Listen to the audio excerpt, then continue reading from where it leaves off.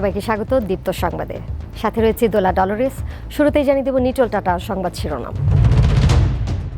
দ্রব্যমূল্য বাড়ায় প্রথম রোজায় বিপাকে স্বল্প আয়ের মানুষ, বিএসটিআই এর ভেজাল বিরোধী অভিযান। টিপ্পরা নিয়ে পুলিশ সদস্যের কটু মন্তব্যের ছোঁয়া জাতীয় সংসদে, দ্রুত বিচারের আওতায় আনার দাবি। উন্নয়ন কাজের মধ্যে সমন্বয় আনার নির্দেশ প্রধানমন্ত্রীর, মানুষের মনোভাব বুঝে সেবা নিশ্চিতের তাগিদ। অশান্ত পাকিস্তানের রাজনীতি, ইমরান খানের সুপারিশে জাতীয় পরিষদ বিলুপ্ত, বিরোধীদের প্রত্যাখ্যান।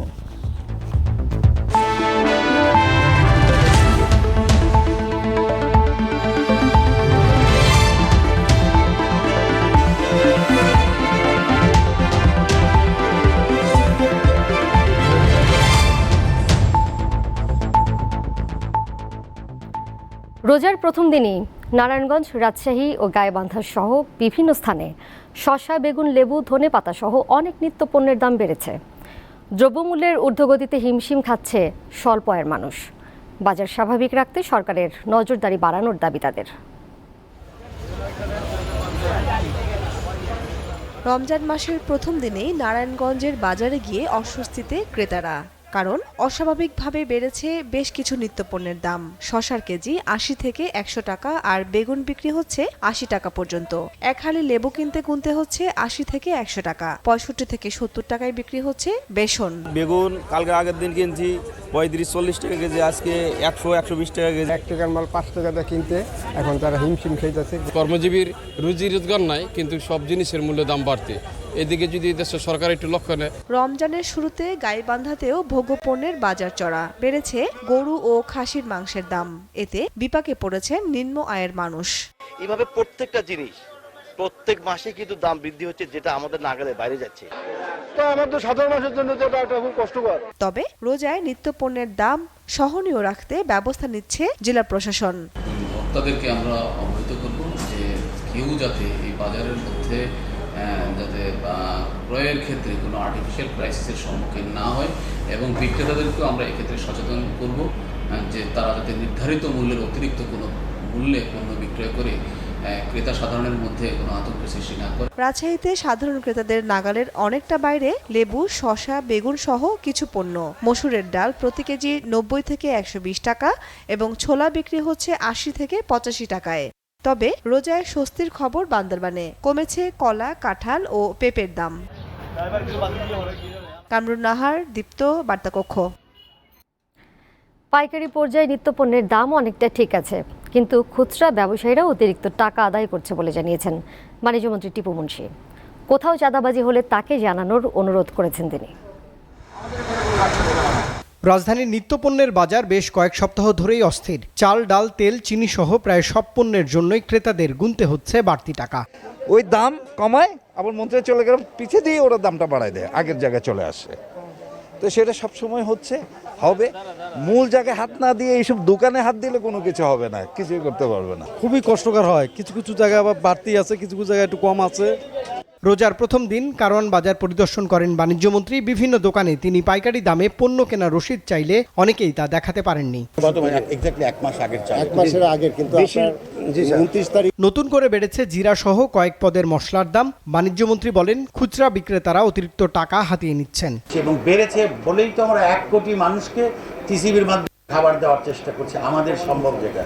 এবং তারপরে আজকে এসেছে যে পয়লা রমজানের দিন, যেটা আমরা ঠিক করে দিয়েছিলাম, যেটা ফাইনাল করা হয়েছিল যেই দামে চলা, সেইটা ঠিক আছে কিনা বাজারে, সেইটা মেইনটেইন হচ্ছে কিনা, তার জন্যই আমরা এসেছি। যে দোকানের যদি না দামের লিস্ট না থাকে তার বিরুদ্ধে ব্যবস্থা নেব। এদিকে বরাবরের মতোই বাজার স্থিতিশীল রয়েছে বলে দাবি করেছেন ব্যবসায়ীরা। এক দুই মাস আগে এরকমই ছিল, এগুলো বাড়ে নাই, একমাত্র বাড়ছে শুধু জিরার দামটা। আগে ছিল ৩৩০ টাকা ৪০ টাকা, এখন ৩৮০ টাকা ৭০ টাকা। রবিবার গরুর মাংস বিক্রি হয় ৬৫০ টাকা কেজিতে, আর খাসির জন্য গুনতে হচ্ছে ৯৫০ টাকা। রুবায়েত হাসান, দীপ্ত সংবাদ, ঢাকা। রমজানে নিরাপদ খাদ্য নিশ্চিতে রাজধানী ঢাকা সহ সারা দেশে অভিযান শুরু করেছে বিএসটিআই। রবিবার রমজানের প্রথম দিন রাজধানীর নিউ মার্কেট ও ধানমন্ডি এলাকায় ভেজাল বিরোধী অভিযান চালানো হয়। এই অভিযানে নেতৃত্ব দেন বিএসটিআই এর উপপরিচালক রেজাউল হক। তিনি জানান, ধানমন্ডি 15 নম্বরে ইউনিমার্ট সুপার শপে আমদানিকৃত 3 প্রকার fruit juice, chocolate, shampoo, coffee এবং ইনস্ট্যান্ট নুডলসের লোগো ব্যবহার না করা এবং ছাড়পত্র না থাকায় 1 লাখ টাকা জরিমানা করা হয়েছে। এবার রমজানে ফলের বাজার অনেকটাই নিরাপদ। পুরো রমজানই ফরমালিন ছাড়া ফল পাওয়া যাবে বলে আশা প্রকাশ করেছেন বিএসটিআই এর এই কর্মকর্তা।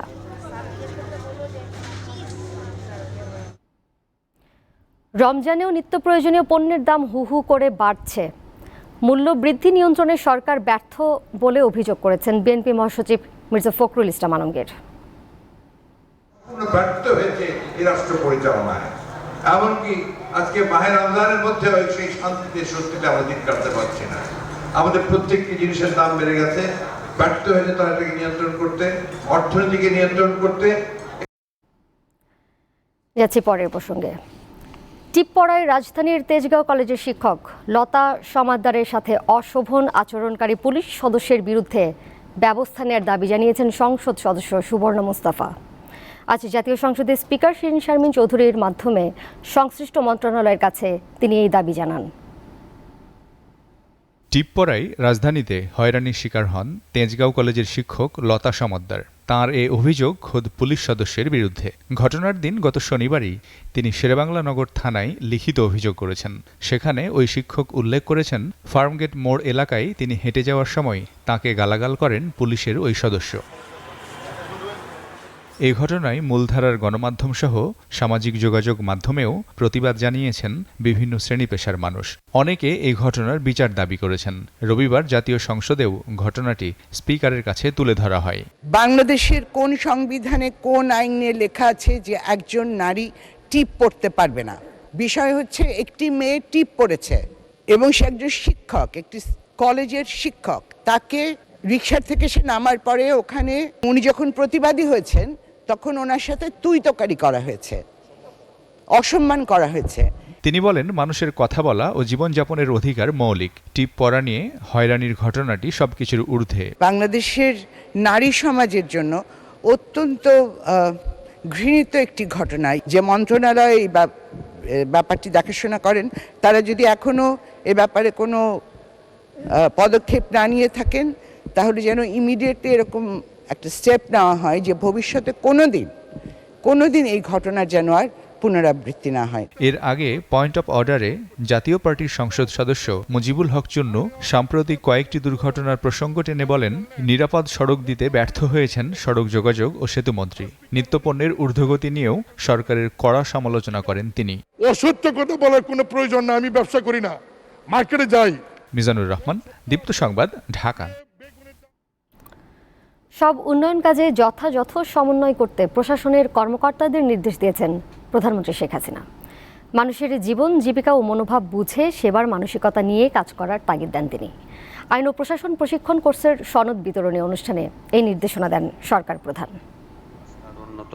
121, 122 ও 123তম আইন ও প্রশাসন প্রশিক্ষণ কোর্সের সমাপনী ও সনদ বিতরণী অনুষ্ঠান রবিবার রাজধানীর শাহবাগের বিসিএস প্রশাসন একাডেমিতে অনুষ্ঠিত হয়। এতে গণভবন থেকে ভার্চুয়াল মাধ্যমে যুক্ত হন প্রধানমন্ত্রী শেখ হাসিনা। জনপ্রশাসন মন্ত্রণালয় বিসিএস সফলভাবে কোর্স সম্পন্ন করা প্রশাসনের নবীন কর্মকর্তাদের হাতে তুলে দেওয়া হয় সনদ।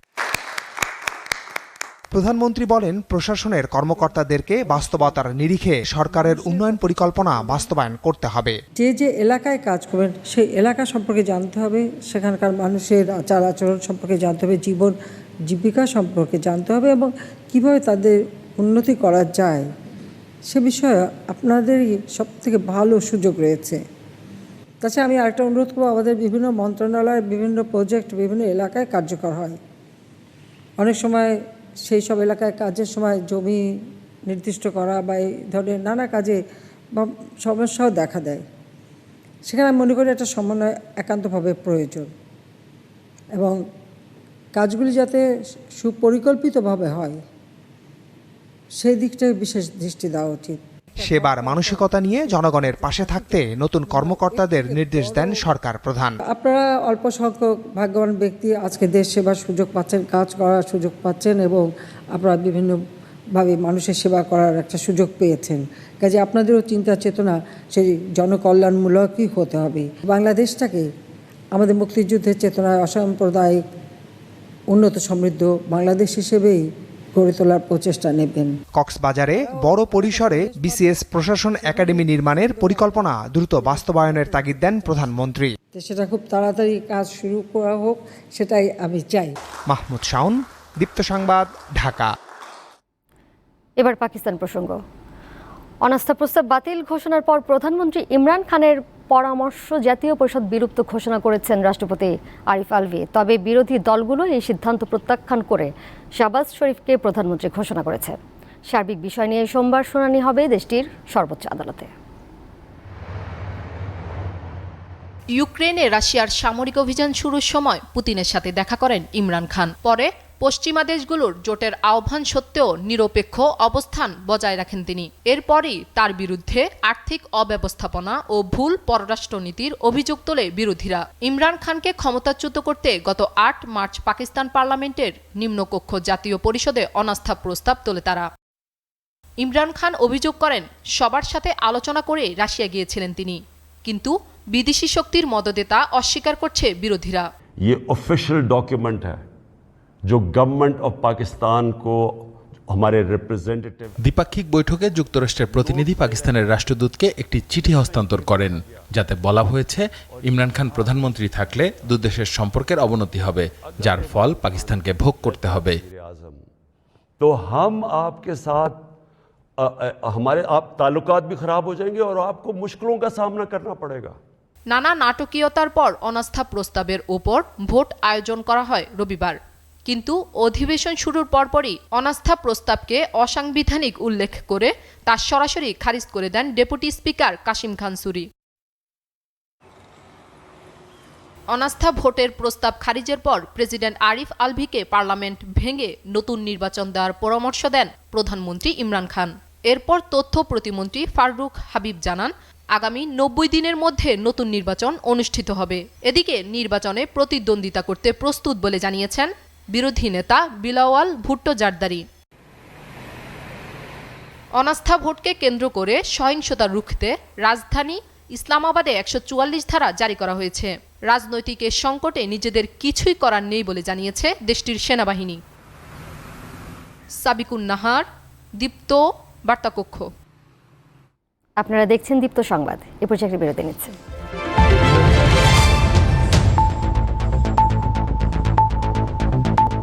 সবাইকে আবারও স্বাগত দীপ্ত সংবাদে। হযরত শাহজালাল আন্তর্জাতিক বিমানবন্দরে মশা নিয়ন্ত্রণে পুনরায় সার্ভে পরিচালনার নির্দেশ দিয়েছে হাইকোর্ট। সার্ভে শেষে আগামী ৮ জুনের মধ্যে আদালতে প্রতিবেদন দিতে বেসামরিক বিমান চলাচল কর্তৃপক্ষকে নির্দেশ দেওয়া হয়েছে। 19 পর্যন্ত তারা সার্ভে রিপোর্ট দিয়েছেন, বাট তারপরে আর কোনো আপডেট নাই মশার ডেনসিটির ব্যাপারে, যার ফলশ্রুতিতে আজকে মহামান্য কোর্ট আবার সার্ভে করার নির্দেশ দিয়েছেন এবং আগামী 8 জুন পরবর্তী আদেশের জন্য রাখা হয়েছে। যে এইটা আমাদের ন্যাশনাল ইমেজ, যেহেতু জড়িত ফরেনাররা আসে, সো এইখানে আমাদেরকে মানে অন্য জায়গা থেকে খুব বেশি সচেতন হওয়া উচিত। এবার বসুন্ধরা এলপি গ্যাস ঈদ বাজার।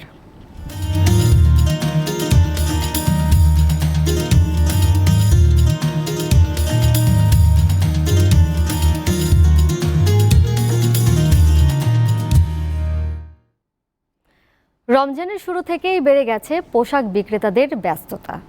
পবিত্র ঈদ উল ফিতরকে ঘিরে নানা ধরনের পোশাকের সমারোহ ঘটিয়েছে ফ্যাশন হাউসগুলো। বিক্রি বাড়াতে করছে নানা পরিকল্পনাও। মুসলিমদের বড় উৎসবগুলোর মধ্যে অন্যতম ঈদ। 1 মাস সিয়াম সাধনার পর ঈদ উল ফিতরে নতুন পোশাকে সাজেন ধর্মপ্রাণ মুসল্লিরা। শিশুদের জন্য বাড়তি আনন্দ এনে দেয় বাহারি পোশাক। ঈদকে সামনে রেখে তাই রাজধানীর বিপণী বিতানগুলো সেজেছে রঙিন সাজে। ফ্যাশন হাউসগুলো ব্যস্ত ক্রেতাদের সামনে বাহারি পোশাক মেলে ধরতে। অলরেডি আমাদের ওয়্যার হাউস থেকে আমাদের প্রোডাক্টগুলো ম্যাক্সিমাম চলে আসছে, বাকিটা হয়তো আগামী 1 সপ্তাহ নাগাদ আমাদের ফুলফিল হয়ে যাবে। আমাদের ডিসপ্লেতে যতগুলো পাঞ্জাবি দেওয়া আছে সবগুলোই আমাদের ঈদের কালেকশন। তারপরেও আরও কিছু কালেকশন আছে, হয়তো 10-15 রোজার মধ্যে আমাদের ওগুলা ফুলফিল হয়ে যাবে। বেইলি রোডের ফ্যাশন হাউসগুলোতে দেশীয় খাদি কাপড় এবং তাঁতের পাশাপাশি থাকছে সুতি কাপড়ের আরামদায়ক পাঞ্জাবির সমাহার। এছাড়াও ভারত থেকে সংগ্রহ করা হয়েছে নানা নকশার পাঞ্জাবি। ইন্ডিয়ান পাঞ্জাবির উপর এই চাহিদাটা বেশি, কাস্টমার সবাই একটু ভালো ফ্যাব্রিকের উপরে পাঞ্জাবি চাচ্ছে, তো আমরা ওইভাবে করেই আর কি সব কিছু রেডি করছি।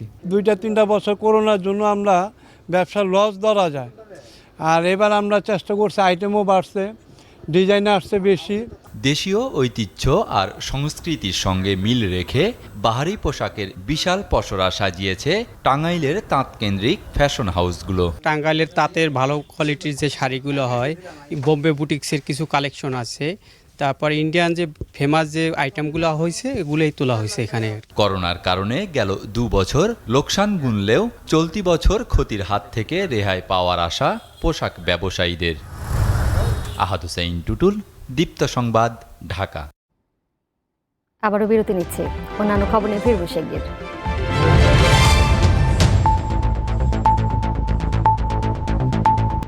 সবাইকে আবারও স্বাগত সংবাদে। আবারও দেশের বাইরের খবর। খাদ্য ও জ্বালানি ঘাটতির প্রতিবাদে শ্রীলঙ্কায় সহিংস বিক্ষোভের পর পরিস্থিতি সামাল দিতে 36 ঘন্টার কারফিউ জারি করেছে সরকার। শনিবার সন্ধ্যার পর এটি কার্যকর হয়। প্রেসিডেন্ট গোতাবায়া রাজাপাকসের জারি করা বিজ্ঞপ্তিতে এই তথ্য জানানো হয়। কারফিউ চলার সময় কর্তৃপক্ষের লিখিত অনুমতি ছাড়া রাস্তা, পার্ক, ট্রেনে বা সমুদ্র তীরে যাওয়া নিষিদ্ধ করা হয়েছে। পাশাপাশি বিক্ষোভ দমাতে ফেসবুক, টুইটার, ইনস্টাগ্রামের মতো সামাজিক যোগাযোগ মাধ্যম বন্ধ করে দেওয়া হয়েছে। সহিংসতা ঠেকাতে গ্রেপ্তারি পরোয়ানা ছাড়াই সন্দেহভাজনদের আটকের ক্ষমতা দেওয়া হয়েছে আইনশৃঙ্খলা বাহিনীকে। ইউক্রেনের রাজধানীর আশপাশের বিভিন্ন শহর থেকে রুশ বাহিনীকে হটিয়ে নিয়ন্ত্রণ প্রতিষ্ঠার দাবি করেছে কিয়েভ। দক্ষিণের ওডেসায় হামলা চালিয়েছে রাশিয়ার সেনারা। ধ্বংসস্তূপে পরিণত হয়েছে বুচা শহর। দনবাস অঞ্চলে 6টি হামলা প্রতিহতের পাশাপাশি শত্রুদের অস্ত্র এবং সামরিক যানের বেশ কয়েকটি ইউনিট ধ্বংসের দাবি করেছে ইউক্রেন বাহিনী। রাজধানী কিয়েভের নিকটবর্তী গুরুত্বপূর্ণ শহরগুলো থেকে রুশ বাহিনী পিছু হটায় সেগুলোর পূর্ণ নিয়ন্ত্রণ ফিরে পাওয়ার দাবিও করেছে তারা। এদিকে দক্ষিণের বন্দরনগরী মারিউপোলের প্রতিরোধ যোদ্ধাদের প্রশংসা করেছেন ইউক্রেনের প্রেসিডেন্ট ভলোদিমির জেলেনস্কি। এদিকে ক্রেমলিন বলছে সংকট নিরসনে আলোচনা অব্যাহত রাখা উচিত।